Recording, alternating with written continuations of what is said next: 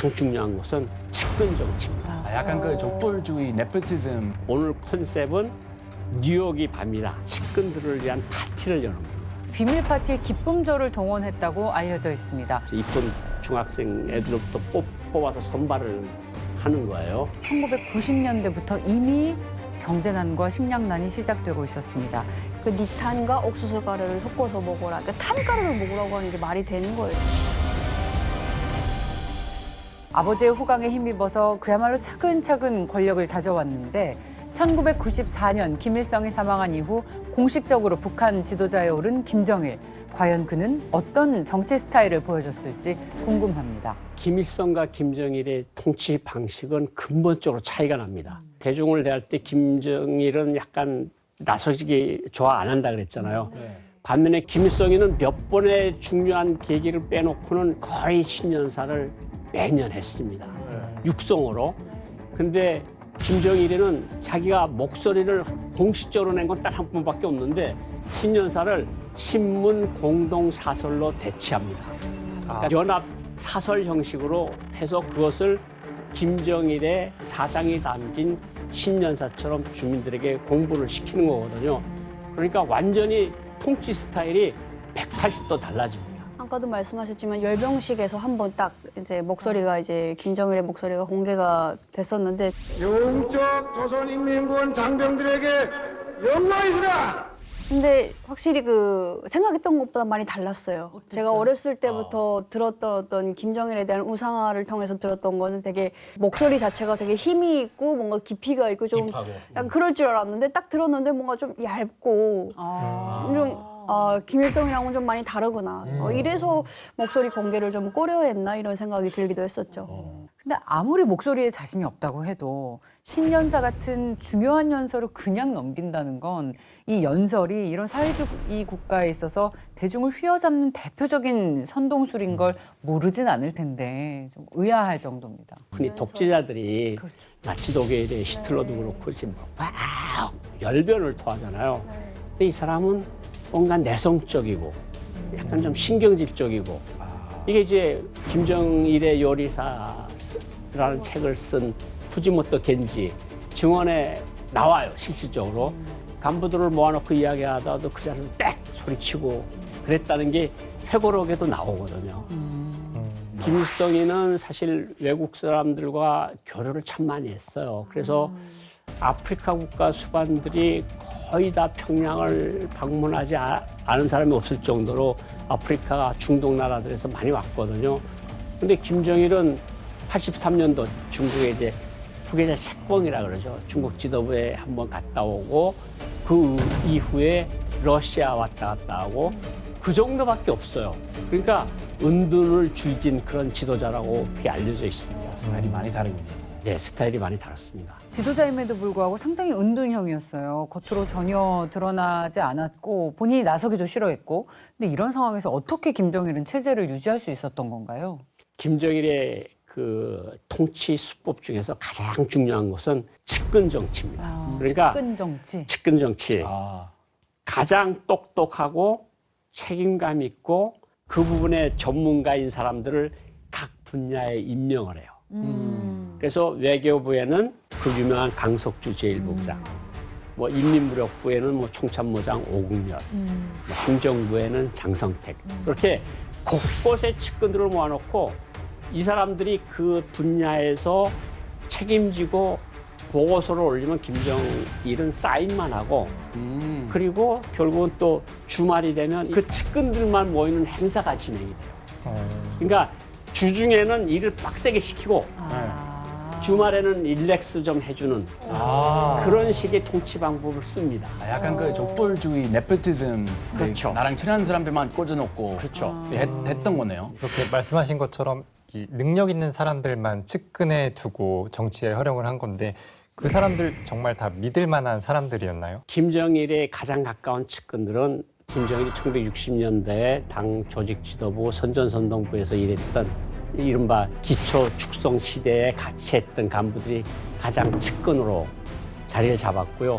그 이후에는 사상도 충성도 등을 봐서 이제 각 부서의 부부장들 같은 자리에 요직 자리로 만들어놨어요. 이게 무슨 뜻인가 하면 부장은 김일성 사람이에요. 부부장은 사실 더 낮아요. 차관급인데 이 사람들이 실세입니다. 장관한테서 보고를 받은 게 아니라 이 실세 차관들에서 보고를 받은 거나 마찬가지거든요. 이 사람들을 앉혀놓고 이 사람을 통해서 정책 결정을 하게 해서 대부분 군사 부분, 당 내부 부분, 대외선전 부분 이런 부분별로 보고서를 받아서 정치를 하는 그런 측근 정치를 벌이게 됩니다. 여기 참고로 제가 말씀을 드리겠는데 김일성은 어떤 형식을 취했는가 마지막에 좀 약해지긴 했지만 당 정치국 같은 데서 결정을 채택하고 당 중앙위원회 전원회의 같은 데서 결정을 채택하게 해서 그것을 따르는 형식을 취했는데 김정일은 그런 것을 다 필요 없는 형식적인 기구에 불과하다고 판단을 했어요. 어차피 내가 결정하면 다 될 건데 못하래 돈 쓰면서 큰 당대회 열고 전원회의를 여느냐. 그냥 내가 간부들한테 측근 간부들한테서 보고를 받아서 내가 결정하면 되는 건데 이래서 측근 정치가 태동을 합니다. 이 측근들만 다 꽂아놓고 이렇게 정권 운영하셨으면 누구 이렇게 임명 꽂아놨나요? 송과 발. 꼭 가장 잘 아는 사람이 우리가 잘 아는 장성택, 그다음에 여동생 김경희, 그리고 대남 비서 김용순, 그리고 간부 담당 비서는 김국태라고 김일성의 전우라고 하는 김책의 아들입니다. 그 사람이 김국태고 선전 담당에는 김기남이라고 하는 선전 비서. 그다음에 뭐 다 아시잖아요. 최룡해, 현철해 이런 사람들이 각 분야에 촘촘히 박혀가지고 그 사람들이 책임지고 그 분야에서 제의서를 올리면 김정일이 보고 사인을 해요. 근데 기분 좋으면 매우 보고서가 아주 좋습니다. 그러면 보고서 쓴 사람은 국기원장 상급이에요. 훈장이 나와요. 근데 동의함 몇 월 며칠 김정일 사인하면 그냥 보통. 근데 김정일이라고 사인 안 하고 1996년 4월 1일 딱 쓰면 뭘 이딴 보고서를 다 썼냐.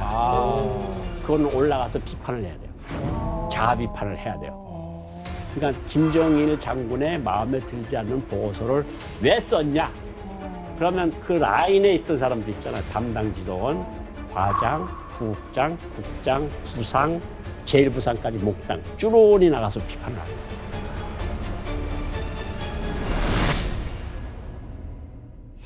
김정일 눈에 들기만 하면 오랫동안 권력을 누릴 수 있는 것 같습니다. 그런데 김정일을 믿고 사고를 친다던가 무리를 일으키면 어떡하죠? 측근들을 관리하기 위해서 김정일이 쓴 방법이 당근과 채찍입니다. 당근은 뭐냐면 온갖 물질적 배려를 다 하는 거야. 선물.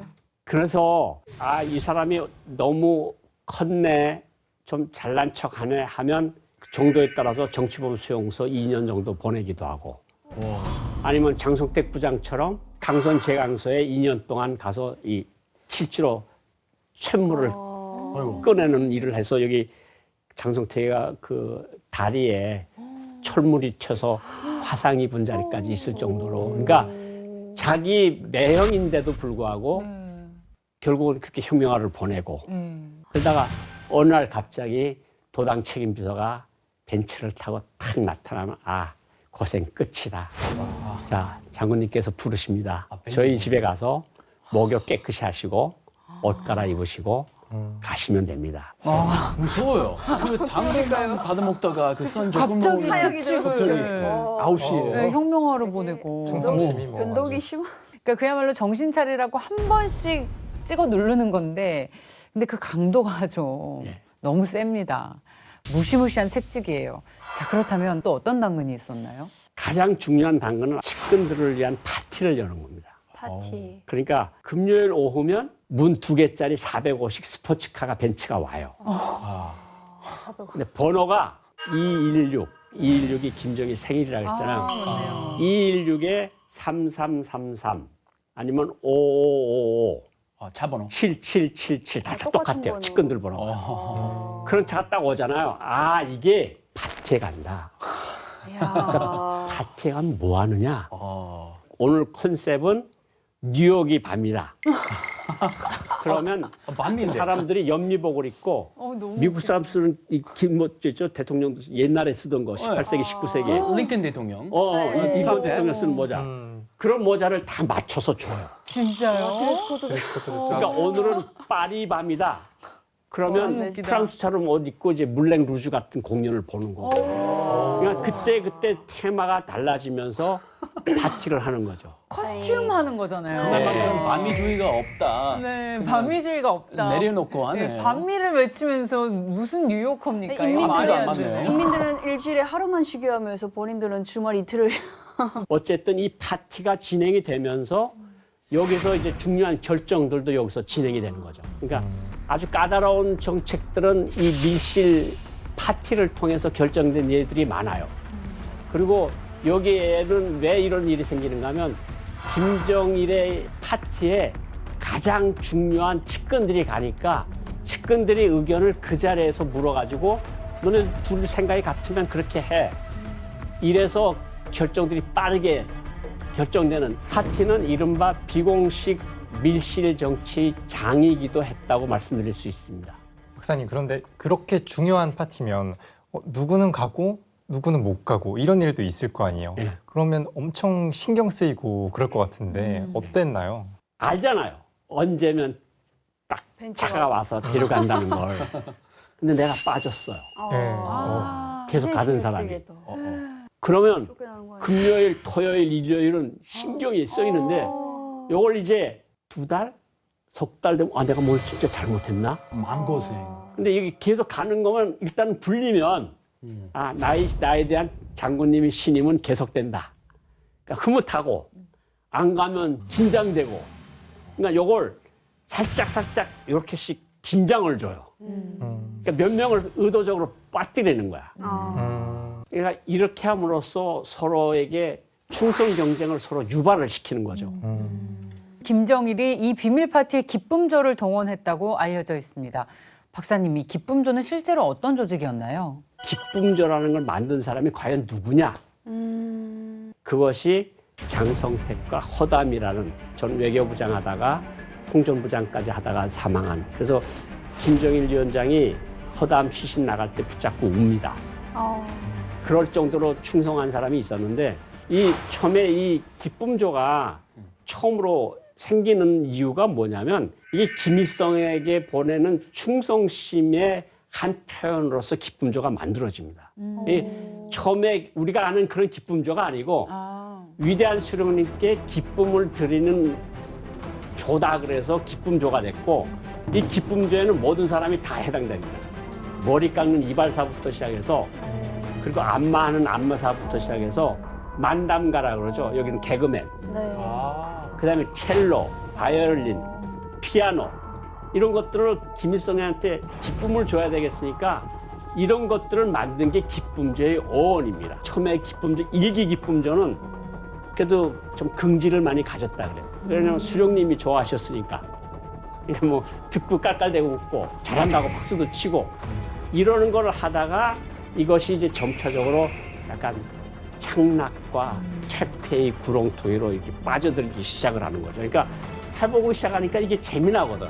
그러니까 자기도 해보는 거야. 김정일이도. 자기도 해보니까 이게 점점 도수가 심해지다 나니까 이것이 마지막에는 우리가 아는 그 기쁨조의 의미까지 도달하게 되는 거죠. 북한에는 되게 유명하죠. 이제 김씨가의 어떤 향락을 담당하는 조직이다. 북한 사람들 다 그렇게 알고 있죠. 그럼 김정일의 기쁨조는 오직 유흥만을 위한 그런 조직으로 보는 게 맞나요? 김정일이 그 기쁨조를 만들기 시작하면서 전국 도당까지 뭘 만들어 놓은 건 오가라는 걸 만들어 놔요. 숫자 5. 숫자 5. 근데 그게 이제 조직 지도부 오가인데 정확히 말하면 조직 지도부에 속하지도 않은 특수한 조직이에요. 여기서 이제 전국에서 이쁜 중학생 애들로부터 뽑아서 선발을 하는 거예요. 중학교부터. 그리고 여기에서 옥가에서 신의대, 경호대도 옥가에서 뽑고 경호대. 이발사 셰프도 옥가에서 뽑고 그러니까 옥가가 김씨 일가의 향락만을 위해서 만들어진 부서가 국가의 공식 부서가 옥과입니다. 그러니까 예를 들어서 이게 어떤 분들은 다 그쪽으로만 생각하는 분들이 있는데 사실은 바이올린 치는 애도 있고 피아노 치는 애들도 있고 전혀 그와는 상관없는 애들도 있어요. 아, 예술적으로. 예, 예술적으로. 사실 기쁨조는 아까 처음부터 강조해서 말하지만 수령님께 기쁨을 드린다고 해서 만들었던 기쁨조가 마지막에는 이렇게 시간을 거치면서 퇴폐 타락의 길로 그래요. 걸어오는 거죠. 아, 처음에 완전 건전한 건전했던 거죠. 그야말로 그런 날 그냥 기쁨이었는데 상상 완전 상상 못했어요. 기쁨조가 원래는 최고 지도자의 안위를 보살피기 위해서 등장을 했었다가 지금은 박사님께서 말씀하신 것처럼 음지의 분야로 변질된 것 같은데 원래 의도가 퇴색되기 전에는 기쁨조에 들어가는 걸 영광으로 생각했을 수도 있을 것 같아요. 민희 씨 어땠어요? 북한에서는 처음에 기쁨조에 대한 인식이 좋았나요? 처음에는 그냥 옷가라고 많이 얘기를 했었거든요. 옷가, 기쁨조가 아니라 그래서 옷가. 옷가 뽑혔다 이러면은 되게 그게 좀 영광이기도 했었죠. 왜냐하면 초등학교 때부터 와서 뽑으러 오거든요. 초등학교 졸업할 때쯤에 왔었는데 애들을 운동장에 쭉 세워놓고 그 중에서 이제 뽑는데 한마디로 내가 외모적으로 제일 예뻐서 뽑힌 거라는 뜻인 거잖아요. 그거는 그렇기 때문에 남들보다 영광으로 느낄 수밖에 없었고 잘하면 이제 중앙당에 갈 수 있는 평범한 사람들 입장에서는 그게 그 중앙당으로 갈 수 있는 그 기회가 그렇게 많지가 않기 때문에 어찌 보면 되게 높은 벽이다 보니까 그렇게 그걸 통해서 출세도 할 수 있고 뭔가 약간 그렇기 때문에 되게 영광으로 많이 생각을 했어요. 학교 부모사에서도 소문 좋게 나 있었어요. 그렇죠. 그래서 이제 그렇게 뽑히고 나서 초등학교에서 일단 뽑아놓고 이 친구의 성장 과정을 봐요. 키는 제대로 성장을 하는지. 뭐 그러면서 수술도 함부로 하지 말라 그래요. 맹장 수술이라든가 이런 칼 대지 말라 그래요. 맹장 수술을 무슨 상관이죠? 그러니까 뭐 몸에 칼 몸에 상처가 칼 있지 대면은 말아야 탈락인 거예요. 네? 그건 모르겠어요. 왜 칼 그런지. 대지 말라. 이런 식으로 이제 관리를 받는 거잖아요. 남들과 다르게 특별하게. 이상해요. 관리를 받다가 이렇게 가는 거기 때문에 좋게들 생각하고 있었고 이를 위한 어떤 양성소도 만들어지기도 했었어요. 네. 전문 옷과 학교 생겼어요? 그렇죠. 그냥 학교 개념인데 1980년대 말에 이제 금성중학교라고 하는 게 이제 평양에 생겼거든요. 그래서 여기가 이제 예술 인재들을 키워내는 그런 학교이긴 한데 여기서 이제 전문적으로 양성을 해서 이제 그렇게 기쁨적으로 선발을 하거나 노래 이제 부르는 사람으로 들어가거나 뭐 악기를 치거나 완전 그 측근에서 기쁨조의 역할을 할 수 있는 그런 자리이기 때문에 평범한 사람들 입장에서는 되게 좋은 기회라고 생각을 하는 거죠. 일단 예술적으로 뭔가 하고 싶다. 해외에 갈 기회 생기겠다. 이런 뭐 희망 갖고 들어갔나 봐요. 그렇죠. 특히 지방에서는 평양에 올라오는 거는 거의 넘사벽이에요. 그러니까 옥가 대상이 처음에 뭐가 뭔지를 몰랐을 때는 뭐 완전히 출신 양명의 길이 열리는 거죠. 근데 이게 지방에까지 소문이 퍼지기 시작을 합니다. 아, 이 옥가 가니까 이게 여성으로서 안 좋은 일을 할 수도 있다 그러니까 이게 이제 어떤 뭐 좀 양식이 있는 부모들은 그렇죠. 일을 만드는 거죠.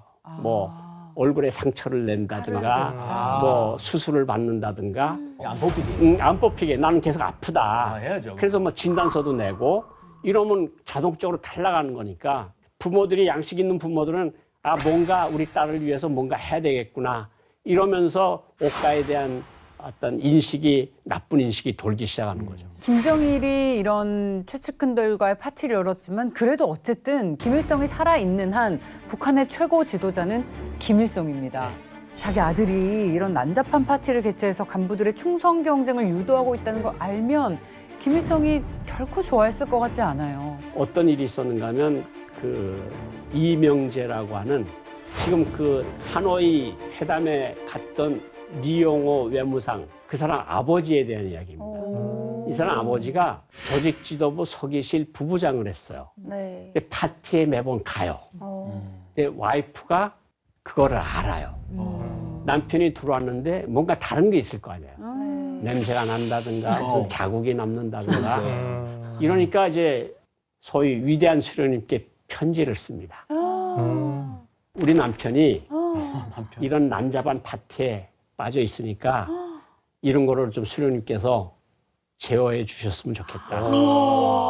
자기 남편에 대해서 김일성한테 편지를 썼는데 김일성은 어떻게 하겠어요? 그 편지를 실질적인 통치자인 김정일한테 김정일한테. 줬겠죠. 너 이게 뭐냐? 그러니까 그 편지를 기쁨조 파티 때 그 편지를 봐요. 김일성도 몰랐어. 그리고 김정일이 그 편지를 누구한테 주겠습니까? 이명재한테. 이명재한테 줘요. 야, 당신 와이프 이렇게 하고 다니는데 이거 뭐냐 이거. 죽여버리겠다. 이명재가 그래요. 그래? 그럼 경호원들이 있을 거 아니야. 또 총 가져와봐. 그래서 총을 김정일이 받아가지고 그 총을 넘겨줘요. 자, 죽여보라고. 해봐. 그 자리에서 총에 맞습니다. 총에 맞아서 결국은 김정일이가 이명재라는 사람을 그렇게 더 신임을 합니다. 아니 그 나에 대한 충성심을 보여준 거 아니야. 어머, 부인을 죽였어요. 그래서 그렇죠. 정말로. 네. 말도 안 돼요. 그래서 그런 이야기까지 나오면서 결국은 뭐 간부들도 정신 바짝 차리고 집에 가서 와이프들을 얼마나 닥달했겠습니까. 이런 일이 있었다. 정말 죽고 싶지 않은. 정말 주의하지 않으면 정말 큰일 난다. 자기 가족보다 아내보다 김정일 더 중요하게 그렇죠. 생각해야 된다. 안 그러면 죽을 수 있다. 그렇죠. 언제든지 죽을 수 있다. 그러니까 이게 결국은 김정일로서는 자기 눈앞에서 사람이 하나 없어진 거야. 그러니까 이 사람보다 더 믿을 사람이 없는 거 아니야. 그러니까 이 사람이 서기 실장까지 올라갑니다. 뭐 옥살이 하도 모자랄 뻔했는데. 김정일이 지도자가 된 이후에 이렇게 호화스러운 파티와 함께 측근 정치를 펼치는 동안 북한 내부 사정은 점점 안 좋아졌죠. 1990년대부터 이미 경제난과 식량난이 시작되고 있었습니다. 여기에 국가적인 재난까지 닥쳤다면서요. 1995년도에 7월달, 8월달 장마 때 북한이 대홍수를 겪습니다. 그래서 국토의 75%에 해당하는 8개 도, 145개 도시군이 큰 피해를 입습니다. 당시 이 피해 상황을 좀 살펴보면 사망자 68명과 전체 인구의 4분의 1에 해당하는 520만 명의 이재민이 발생했습니다. 또 250억 달러 이상의 재산 피해를 남겼고 인명 피해 외에도 곡물 150만 톤이 소실되고 사회 기반 시설 전반이 파괴되면서 이 모든 기능이 마비됐다고 합니다. 그렇죠. 제가 아주 어렸을 때이긴 한데 이때 이후로 뭐 다리도 다 침수되고 농경지가 다 파괴되고 그러니까 뭐 쌀을 자체를 생산을 못하니까 배급도 못 주게 되고 이때부터 고난의 행군이 시작됐다. 이때부터. 네, 라고 하더라고요. 굉장히 많은 사람들이 굶고 굶어 죽어나가고 처참했었죠.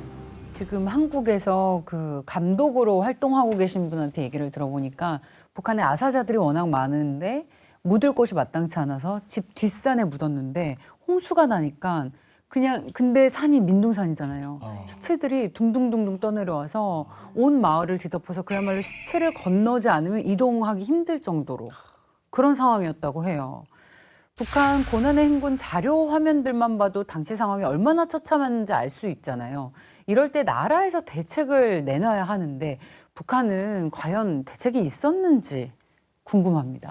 그래서 더 많은 사람들이 굶어 죽었을 것 같아요. 왜냐하면 지금까지 국가를 믿고 살아왔던 사람들이니까 이 상황에서도 국가가 무슨 대책을 취해주겠지라고 그냥 믿기만 하고 나가서 뭐 불법을 안 저지르고 장사라든가 밀수라든가 이런 걸 안 하고 있다가 보니까 속수무책으로 그냥 당한 거죠. 그래서 그렇게 많은 아사자들이 생겨난 거고 기껏 한다는 게 그냥 북한에서는 니탄이라고 했는데 이탄 여기서 이탄이라고 하더라고요.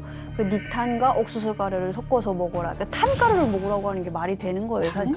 이게 이제 석탄이 뭐 가기 전에 석탄으로 무연탄, 유연탄으로 가잖아요. 그리고 갈탄으로도 가고 그 전의 과정에 니탄이라는 게 형성이 되나 봐요. 저 지금 사진에 나오는데 저게 이제 니탄인데 그냥 잠깐만 석탄 같은 거잖아요. 그럼 어떻게 먹어요? 어떤 현상이 나오는가 하면 이걸 먹으면 변비가 생겨요. 그렇죠. 변비가 생겨서 애들이 화장실에 가질 못해요. 그래서 그 막혀서 죽은 애들도 적지 않다. 진짜요? 네. 그 정도. 그러니까 그 정도로 심지어 평양에서까지 굶어 죽는 사람들이 나왔으니까 얼마나 북한이 기아가 심했는지 알 수 있을 것 같고 솔직히 당과 수령을 믿은 죄밖에 없잖아요. 그렇죠. 무슨 죄가 있겠어요. 당과 수령을 믿었고 그래서 당과 수령이 해주겠거니 했는데 아무것도 안 해주니까 그냥 다 굶어 죽은 거예요. 그래서 황장엽 비서 선생님 말씀을 하시는 게 전병호라고 유명한 군수공업 담당 비서가 있는데 자강도에서만 군수공업 노동자 50만 명이 굶어 죽었다. 아무것도 주는 게 없어가지고 한쪽에서는 사람들이 이렇게 굶어 죽는데 네. 김정일이 98년도 8월 달에 정말 고난의 정점 시기입니다. 그때는 광명성 1호라는 장거리 로켓을 쏴올립니다. 네? 그 와중에? 그 와중에. 그러니까 사람들은 죽든지 살든지 관심이 없다는 거예요. 그 아버지 아들이 바로 김정은 아니겠습니까? 지금도 뭐 계속해서 미사일 쏘고 있는 건데 하나 쏘면 그 수천만 불이 하늘 꼭대기로 올라가는 거 아니에요. 그러니까 사람들이 그렇게 굶어 죽으면 그 수천만 불로 옥수수를 사오고 쌀을 사오면 동남아시아에서 그렇게 굶어 죽는 사람이 없을 거거든요. 근데 김정일은 그런 이상한 짓을 합니다. 들으면 들을수록 마음이 착잡해지는 내용들이에요. 고난의 행군으로 주민들이 고통을 받고 있습니다. 그런데 민심을 등지는 김정일의 정치로 북한 주민들의 원성은 깊어져 갔을 것 같아요. 그래서 보통의 국가라면 이럴 때 사회적으로 쿠데타가 생기잖아요. 쿠데타가 생기는데 북한은 어땠는지 모르겠습니다. 일단 김정일이 이걸 모를 리가 없을 것 같은데 저렇게 강행할 수 있었던 배경은 뭡니까? 이런 민심이 악화되니까 이걸 어떤 돌파구를 찾아야 될 거 아니에요.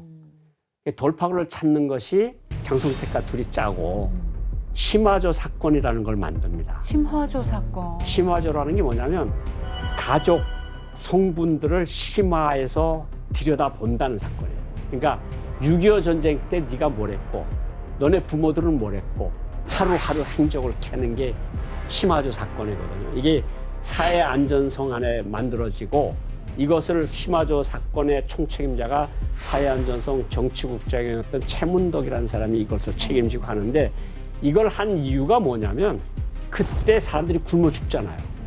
먹을 것이 없잖아요. 먹을 것이 없어지게 만든 사람이 있을 거 아니에요.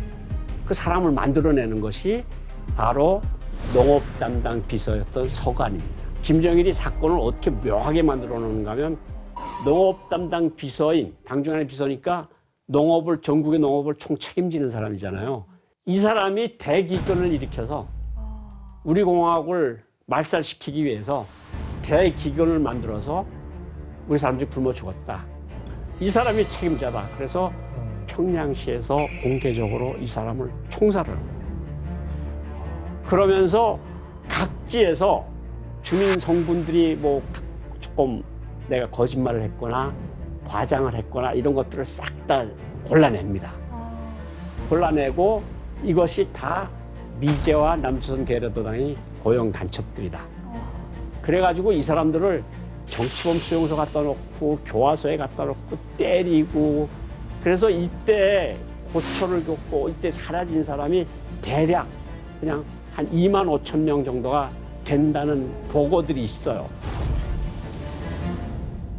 민심을 달랠 생각은 하지 않고 아예 다른 생각을 못하도록 공포 분위기를 조성을 한 건데 공포 정치가 이렇게 김정일 때부터 계속 있었나 봐요. 네, 김정일 때 이제 공포 정치가 시작이 됐다고 볼 수 있고 뭐 아들이 배운 게 결국은 그런 거 아니겠습니까? 그러니까 근데 이게 또 무슨 문제를 일으키는가 하면 너무 많은 간부들이 죽잖아요. 네. 그러니까 당정군 엘리트 계층이 그렇죠. 동요를 합니다. 아, 동요를 해요. 아 이게 충성을 다 했는데 맞아. 저 사람이 좋은 사람인 것 같은데 왜 어떻게 돼서 미국이 간첩이고 남조선이 간첩이라는 거야. 그러니까 다시 장성택이한테 이 사건을 다시 재조사라. 심화조 사건을요? 심화조 사건을 재조사해서 심화조 사건을 이게 내가 하라는 뜻은 그게 아니었는데 뭐야? 얘네들이 과잉 충성을 하면서 너무 많은 무고한 사람을 죽였다 그래가지고 그때 사회안전성 정치국장 총책임자 심화조 총책임자였던 최문덕 장군을 총살을 합니다. 또 거기서 꼬리 자르기를 또 조사구팽 떠넘기기. 또 넘기는 거죠. 그냥 그 사람 죽여. 예. 내가 안 한 것처럼. 예. 네, 난 몰라. 내가 말한 뜻은 그게 아니었는데 이 사람이 오바해서 결국은 죄 없는 사람들을 죽였어. 그러니까 이제 심화조 사건을 통해서 내부적인 위기, 그러니까 북한이 생겨서 그렇게 큰 위기가 없었거든요. 그 위기를 돌파를 합니다. 그리고 내부 단속에 성공을 해요. 그래서 어떤 생각을 하게 되는가 하면 언제든지 나한테도 누구의 칼날이 들어올 수 있겠구나 하는 그런 불안감에 죽는 날까지 계속해서 이제 의심을 하게 되고 이러니까 이제 뭔가 지켜야 되니까 이때 이제 선군 정치라는 게 나옵니다. 그 유명한 군대를 모든 것에 앞세운다. 그래서 선군 정치를 통해서 군대가 당보다 앞서는 약간 기형적인 구조가 생겨요. 그래서 선군 정치가 예. 나왔군요. 김정일 씨 공포 정치로 흐트러진 민심이 선군 정치로 강제로 봉합됩니다. 시간이 흘러서 2000년대 후반에는 경제난도 조금씩 회복은 돼요. 왜냐하면 그때 워낙 안 좋았기 때문에 기저효과도 있었던 거죠. 근데 핵실험과 미사일 도발을 또 시작했습니다. 유엔 안보리의 본격적인 대북 제재가 시작이 됐고요. 또 이 대북 제재로 인해서 북한 경제는 계속 내리막길을 걷게 됩니다.